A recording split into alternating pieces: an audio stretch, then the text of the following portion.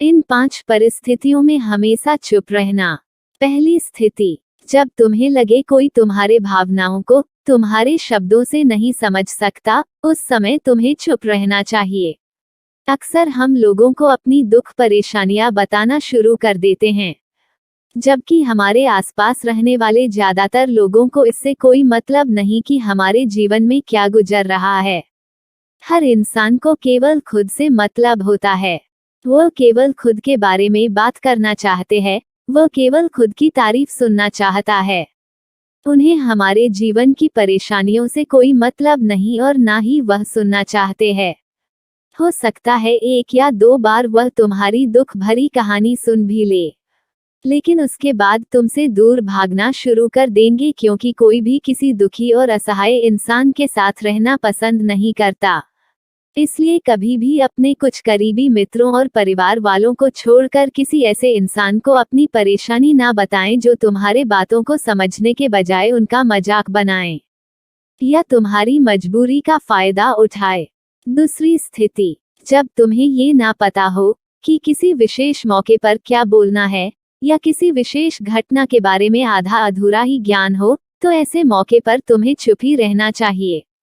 ऐसा इंसान जो आधा अधूरा ज्ञान होने के बाद भी उस विषय में बात करता है, वह अक्सर ही मजाक का पात्र बनता है और कोई भी ऐसे इंसान को कभी गंभीरता से नहीं लेता। अपनी बात प्रभावशाली तरीके से वही इंसान रख सकता है जिसे उस घटना या विषय के बारे में गहराई से जानकारी है। इसलिए कभी भी आधी अधूरी और इधर उधर से मिलने वाली जानकारी के आधार पर लोगों से अपनी बात मनवाने की कोशिश ना करो।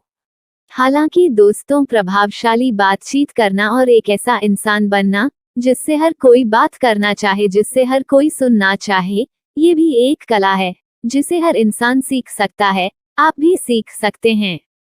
तीसरी स्थिति, जब कोई इंसान तुम्हारे सामने किसी तीसरे इंसान की बुराई कर रहा हो, तब ऐसी परिस्थिति में तुम्हें चुप रहना चाहिए।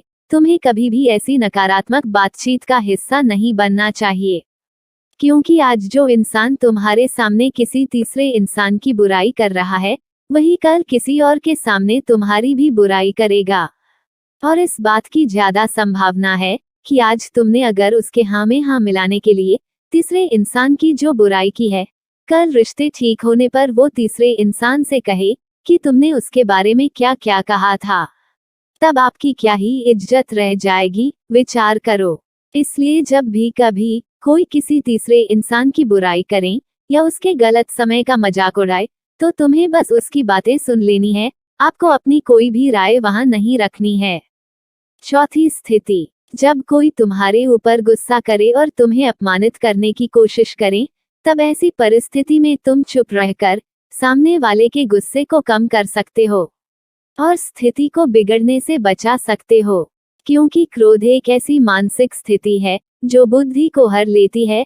इस स्थिति में मनुष्य सोच विचार कर नहीं बोल पाता, जिस वजह अभद्र अपशब्द व कड़वे वचन ही मुंह से निकलते हैं। जब तुम सामने वाले के क्रोध का जवाब क्रोध से ना देकर उस समय चुप रह जाते हो, तब ये बात उस क्रोध करने वाले इंसान के दिल में लगती है और गुस्सा कम होने पर उसे अपनी गलती पर पछतावा होता है। लेकिन तुम्हारा हर परिस्थिति में चुप रहना भी ठीक नहीं है। अगर कोई गलत कर रहा हो तो तुम्हें उसका जवाब भी देना है। हर बार तुम्हारा मौन रहना सामने वाले की गलत हरकतों व उद्दंडताओं को बढ़ावा देने जैसा होगा। लेकिन कुछ लोग ऐसे होते हैं जिन्हें हमारा चुप रहना उन्हें हमारी कमजोरी प्रतीत होती है। गुस्से के दौरान चुप रहने का ये तरीका केवल परिवार, सगे संबंधी और कुछ निकट मित्रों के लिए सही है, ना कि हर इंसान के लिए। अगर तुम हर जगह चुप रहने लग गए तो इसका गलत फायदा उठाया जा सकता है। पांचवी स्थिति, जब कोई इंसान अपने जीवन की किसी दुख भरी घटना या परेशानियों से गुजर रहा हो, तो तुम्हें चुप रहकर सिर्फ उसके बातों को सुनना है। लेकिन ज्यादातर लोग ऐसे होते हैं कि किसी ने उनके सामने अपनी समस्या सुनाई नहीं कि उन्होंने समाधान देना शुरू कर दिया, जबकि कोई इंसान अपना समझकर ही हमसे अपनी परेशानी साझा कर रहा होता है, ना कि वो आपसे किसी सुझाव की उम्मीद से बता रहा होता है।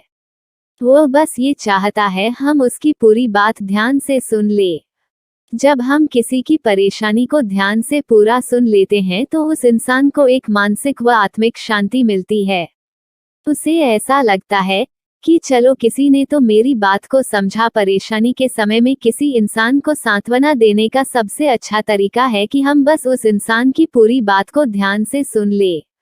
जब हम लोगों की बातों को बिना उन्हें बीच में रोके और बिना किसी सलाह दिए पूरे ध्यान से सुनते हैं तो उनकी नजरों में हमारे लिए सम्मान और स्नेह का भाव पैदा हो जाता है।